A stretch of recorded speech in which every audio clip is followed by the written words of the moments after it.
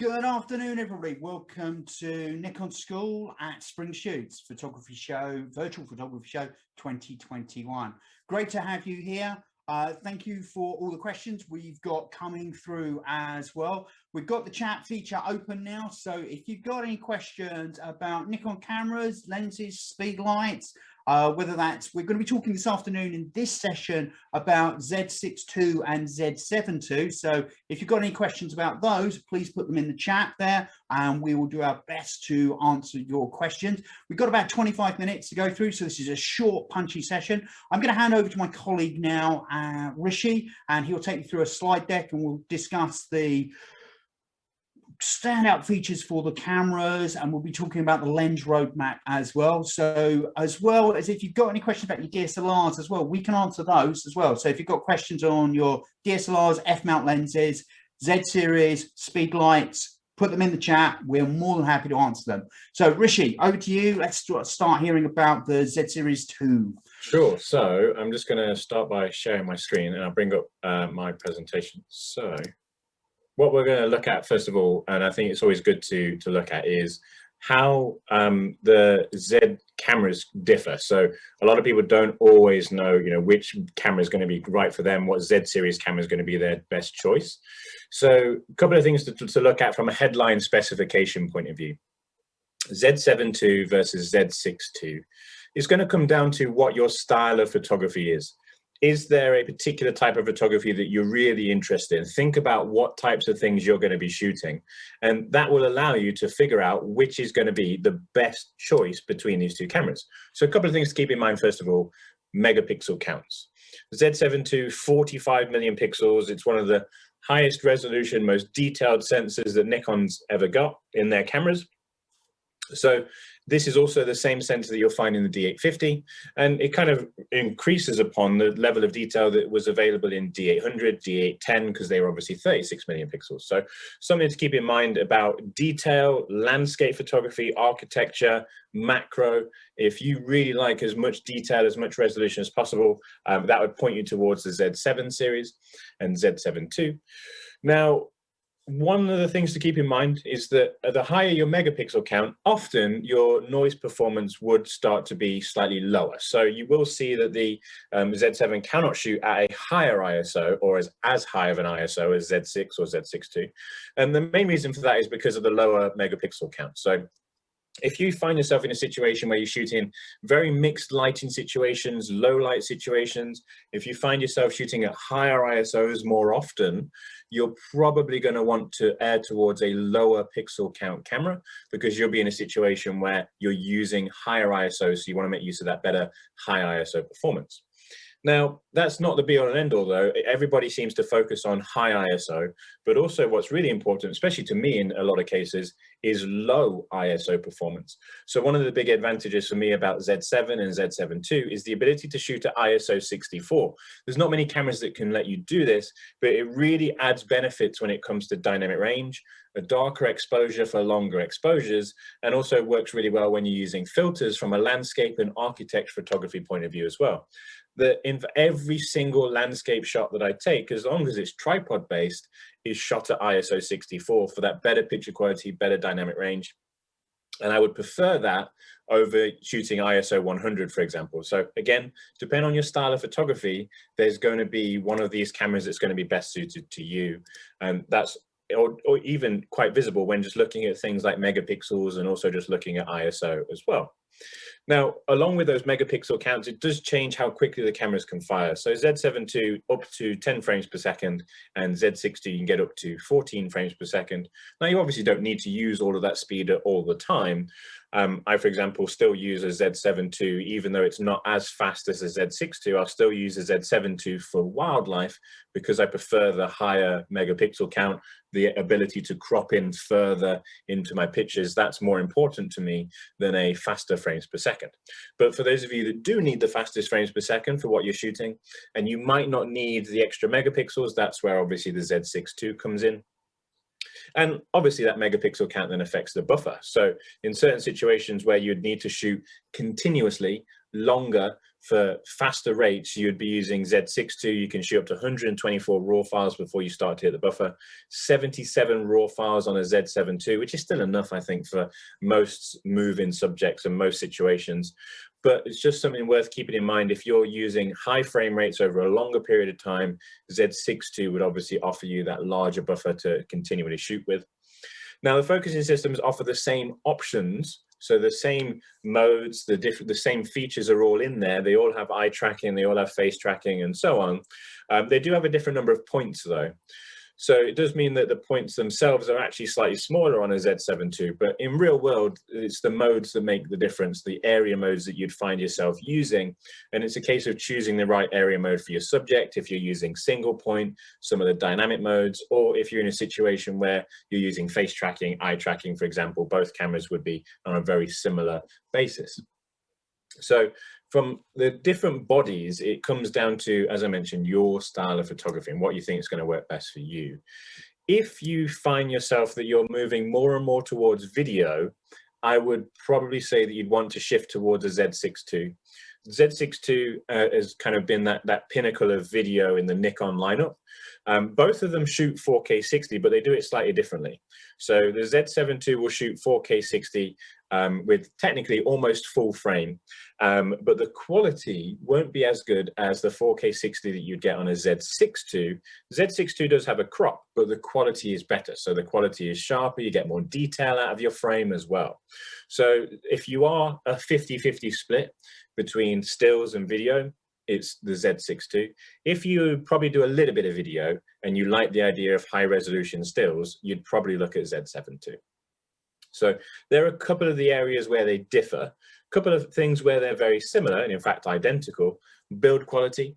Build quality of both of these cameras is identical. They have the same shell, the same camera body. The only difference is the naming tag on the bottom right-hand corner.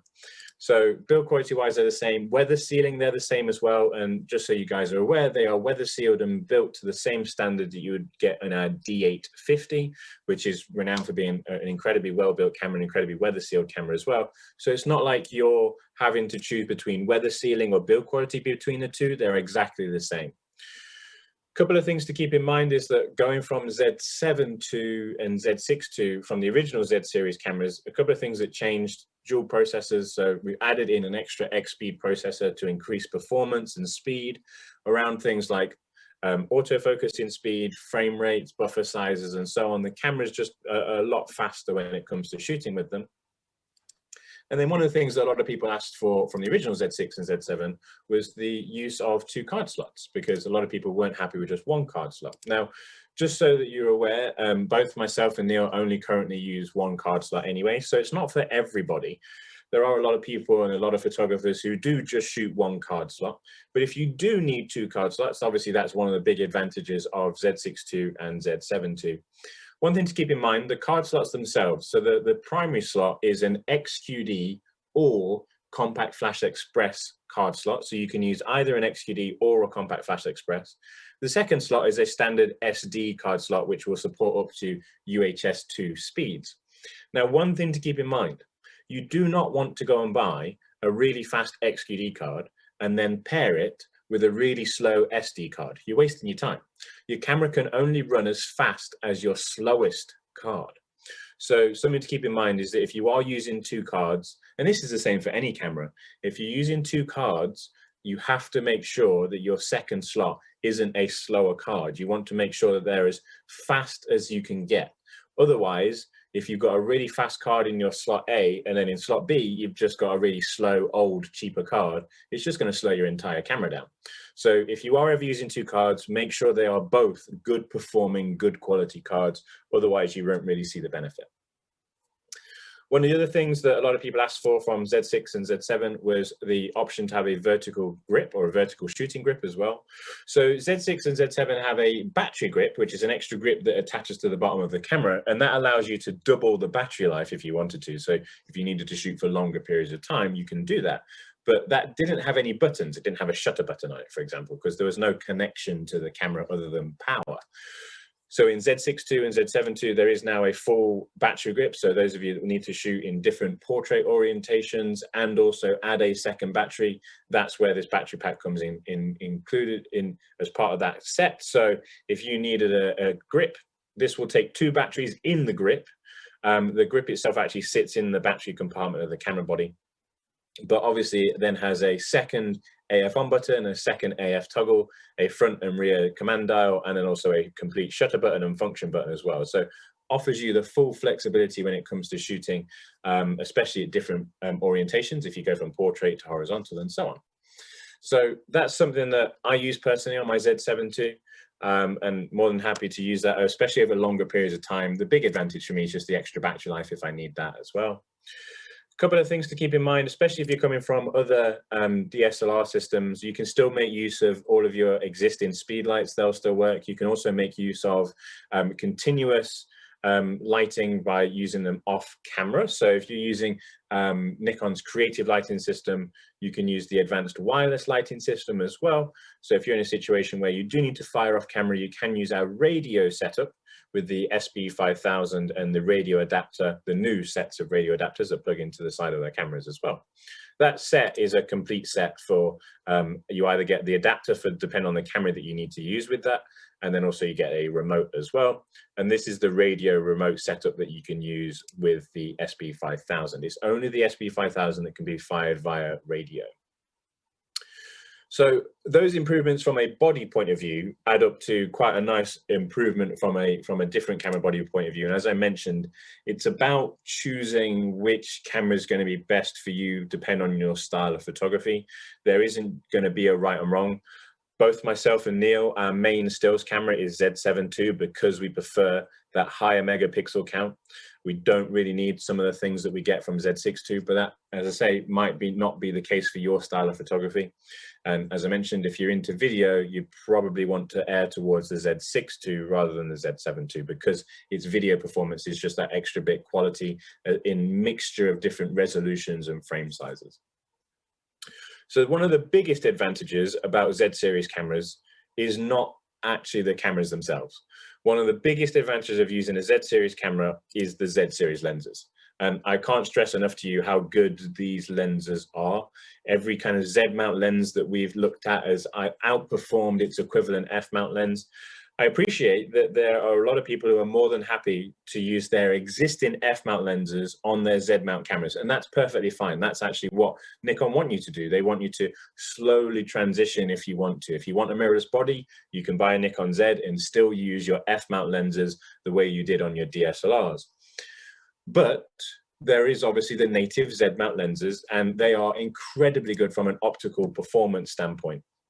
So something to keep in mind, if you want kind of the best optical performance, the best sharpness and detail, you would move to Z-mount lenses. And the Z-mount roadmap helps you in understanding what's going to be available soon, what's already available now. So we appreciate that, you know, there isn't focal lengths that cover every style of photography. Some of the focal lengths that get a lot of questions asked about them, macro photography. So there are macro lenses on the way. So there's going to be a 50mm macro and a 105mm macro that will be native Z mount. Also, smaller compact primes, so people want smaller, lighter lenses, so there'll be a 28 and a 40mm prime that are on the way. Also, the 1.8 lenses, some of them are a bit chunky, but they're still easily handholdable. They're easily still really nice lenses to walk around with.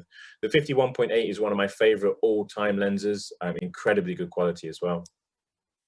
For those of you who need longer focal lengths, if you're in a situation where you shoot sports, wildlife, and you need those longer focal lengths, there's a 100 to 400, a 200 to 600, and a 400 and a 600 on the way. And we also have a 1.4 times and a 2 times teleconverter that's already available. Currently, those teleconverters work with just the 70 to 200 2.8, but we're in a position where we expect that to be usable with some of the other longer lenses as well, but we won't know that until they're available later on. So there's a lot of lenses on the way. There's already a lot of lenses that are already available: 14 to 24 2.8, 24 to 70 2.8, 70 to 200 2.8. For those of you that don't need the highest end 2.8 lenses, there's also a really good 14 to 30 f4, 24 to 70 f4. These lenses are fantastic quality, and they're just not as bright in their aperture. So they're f4 rather than at 2.8. If you guys had any questions about lenses, then do let me know. I am quickly just looking at some of the lenses. What would you recommend for an upgrade from a 7100 plus an 18 to 105 in a Z series? If you wanted to stick to DX, you'd probably want to look at a Z50. So if you wanted to stick to DX, look at a Z50, and you can get the Z50 with either the 16 to 50 and the 50 to 250, or you can just get it with the 16 to 50. If you wanted an all-in-one lens that's similar to the 18 to 105, there is an 18 to 140 that's on the way. So it could be a case that you get the Z50 with the kit lens for now, and then you wait for the 18 to 140 to be available. Or if you're happy switching between two lenses, you could look at the double kit, which is the 16 to 50 plus the 50 to 250, which is a great all-round kit.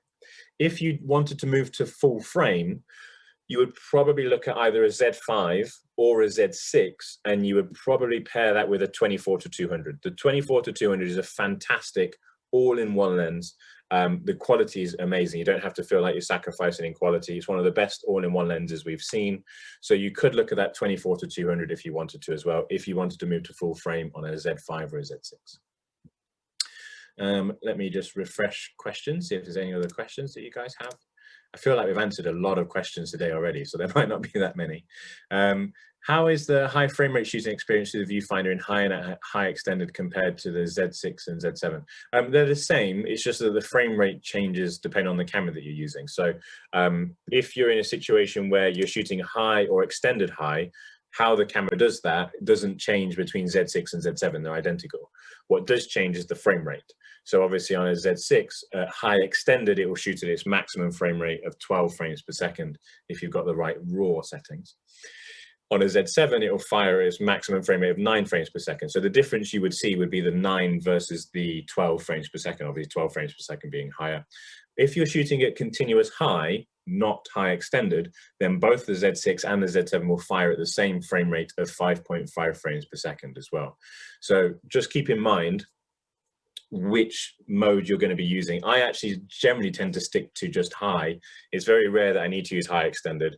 I'm not a fan of sifting through thousands of images, so I don't always want to shoot a camera's fastest frame rate. There are some situations where I might do that, but in most cases I'll probably leave my camera either in single frame or continuous high, and 5 frames per second is fast enough for most of the things that I do. The next question was, I'm just refreshing. About roadmap. Unfortunately, we don't have any specific dates on the roadmap. That's just the roadmap out till the end of 2022. Unfortunately, we don't have any more information than that at the moment. We're as excited as everybody else about getting our hands on these new lenses and wish they were all out tomorrow or something. But yeah, we just don't know the answer to that question. Next question is, can you use Aps-C lenses on full frame mirrorless? Yes, you can. So you can use the DX lenses on a full frame mirrorless camera if you wanted to. I did know that there are a lot of people who wanted to use the 50 to 250 on Z6 and Z7 to give them that longer focal length.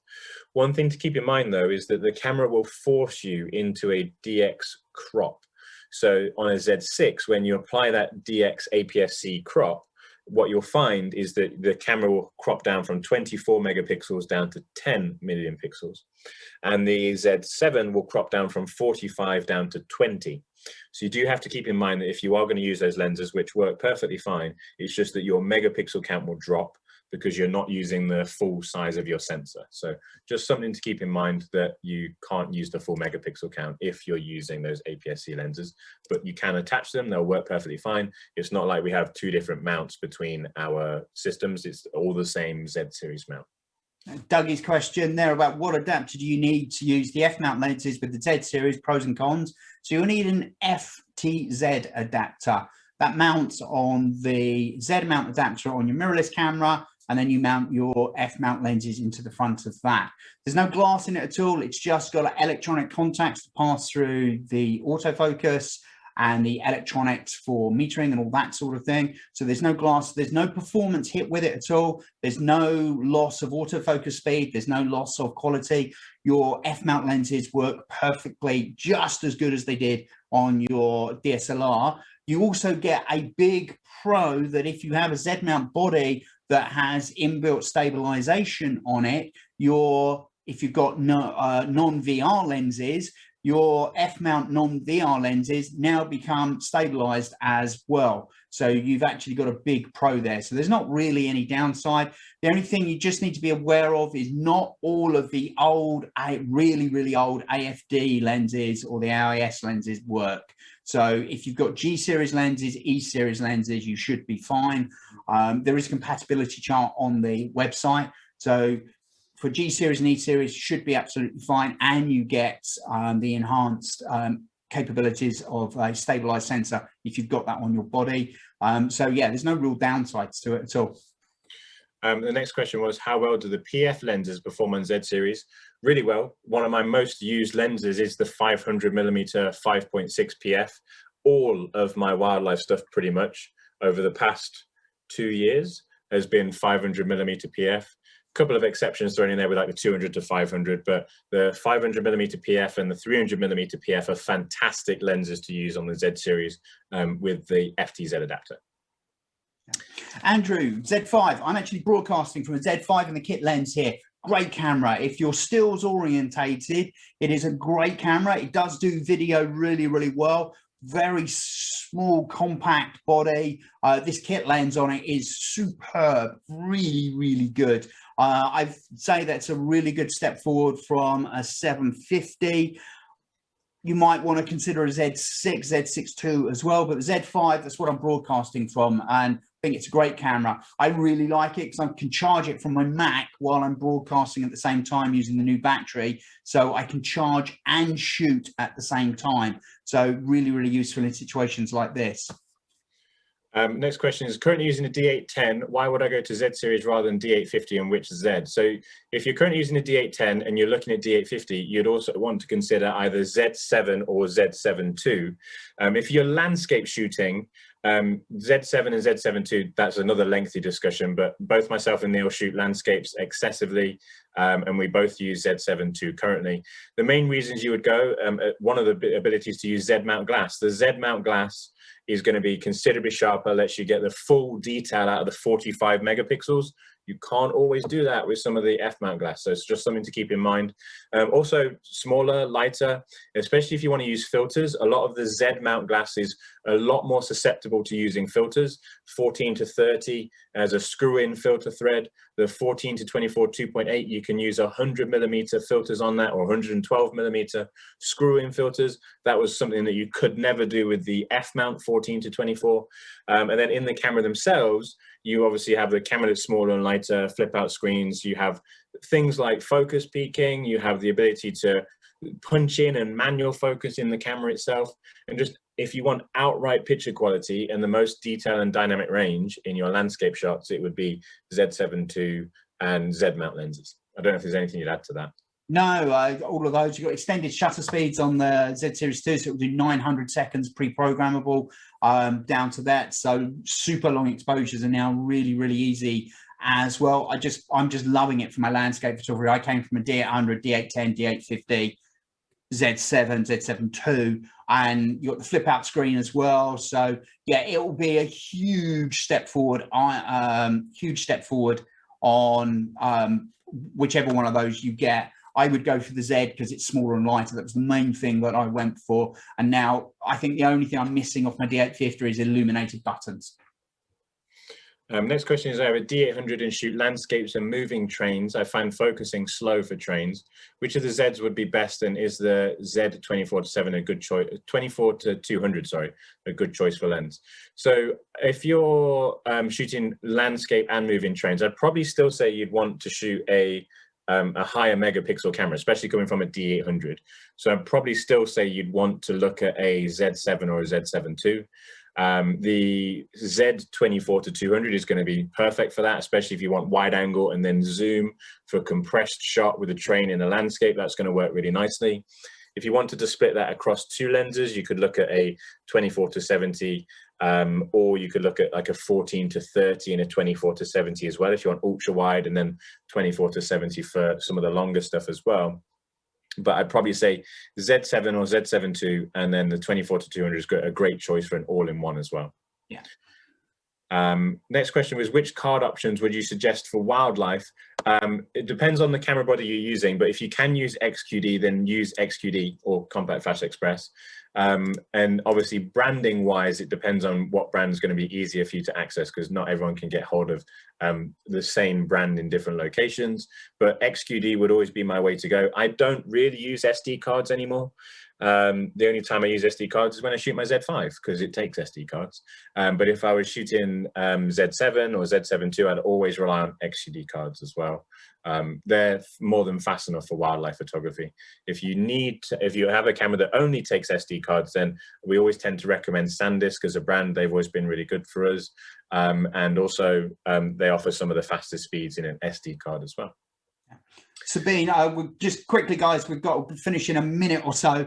Sabine, looking at that, if you want to stick with DSLR, consider D780, something like that would be a great upgrade from your D610 for portraits. You get tons of the latest features. If you wanted to go mirrorless, think about either the Z5, that will give you your full frame capability as well, or you have a look at the Z6 II or Z7 II. Depends on really if you want to go for the high megapixels, but the like for like swap would probably be a D780 or a Z5 from a camera body's perspective.